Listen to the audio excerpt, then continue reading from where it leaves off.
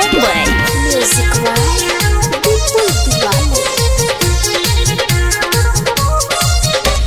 केवाड़ी में कीली लगा दी हनी, पाला के शटर गिरा दी हनी।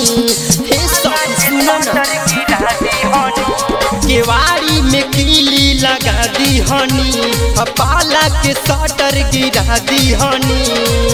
देहिया के दर्द मरद बुझता नहीं के, हो बुझता नहीं के। हे सखी पियावा में, हे सखी पियावा में यारवा वाला हम मिलत नहीं के। हे सखी पियावा में यारवा वाला हम मिलत नहीं के।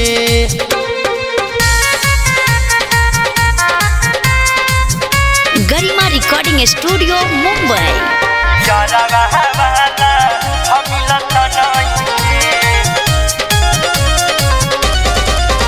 धरी जा बापा जा माजा तब नहीं मिलेला।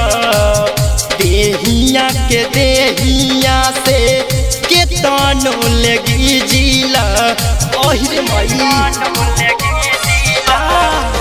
धरी जा बापा जा माजा तब नहीं मिलेला। देहिया के देहिया से केतनो लगी जिला। चढ़ल जवानी हमार घटता नहीं खे, हो घटता नहीं खे। हे सखी पियावा में, हे सखी पियावा में यारवा वाला हम मिलत नहीं खे।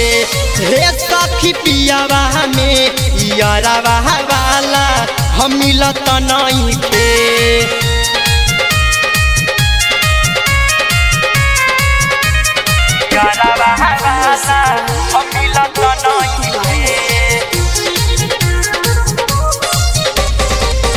ऐसे निक भले रहले सुधीर बेदरादी।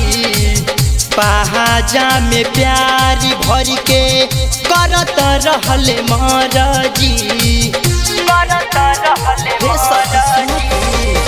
ऐसे निक भले रहले सुधीर बेदरादी। पहाजा में प्यार भर के करत रहले महाराजी। चढ़ल जवानी हमार सधता नहीं खे, हो सधता नहीं खे। हे सखी पियावा में, हे सखी पियावा में यारवा वाला हम मिलत नहीं खे। हे सखी पियावा में यारवा वाला हम मिलत नहीं खे। केवाड़ी में कीली लगा दी हनी, पाला के शटर गिरा दी हनी। हे सब सुनो ना, केवाड़ी में कीली लगा दी हनी, पाला के शटर गिरा दी हनी। देहिया के दर्द मरद बुझता नहीं के, हो बुझता नहीं के। हे सखी पियावा में, हे सखी पियावा में यारवा वाला हम मिलत नहीं के। हे सखी पियावा में यारवा वाला हम मिलत नहीं के। गरिमा रिकॉर्डिंग स्टूडियो मुंबई।